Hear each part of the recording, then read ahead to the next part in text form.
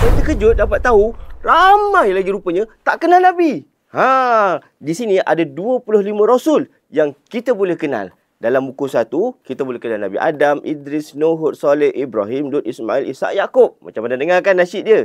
Okey, contoh kisah menarik tentang Nabi Ibrahim. Pada satu masa, Nabi Ibrahim pernah minta kepada Allah, "Ya Allah, tunjukkan kepada aku bagaimana engkau menghidupkan makhluk yang dah mati." Allah pun perintahkan dan disebut dalam Al-Quran, "Tidakkah engkau beriman dan percaya dengan kekuasaan aku?" Nabi Ibrahim pun jawab, "Aku percaya ya Allah, tapi aku nak melihat dengan mata kepala aku supaya aku ni rasa tenteram dan tenang di dalam hati, supaya keyakinan aku bertambah." Jadi Allah Ta'ala buat apa? Allah Ta'ala perintahkan Nabi Ibrahim supaya mengambil 4 ekor burung. Dan setiap daripada burung itu disembelih, kemudian daging burung itu diletakkan di 4 bukit yang berasingan. Kemudian Allah Ta'ala perintahkan pula Nabi Ibrahim panggil burung-burung tadi. Dan dengan izin Allah, burung yang dah terpotong-potong itu dihidupkan semula dan terbang kembali kepada Nabi Ibrahim. Ini nak menunjukkan kekuasaan Allah yang dilihat sendiri oleh Nabi Ibrahim. Nak tahu lagi kisah menarik seperti ini? Dapatkan 25 Rasul. Lebih-lebih lagi, buku yang pertama.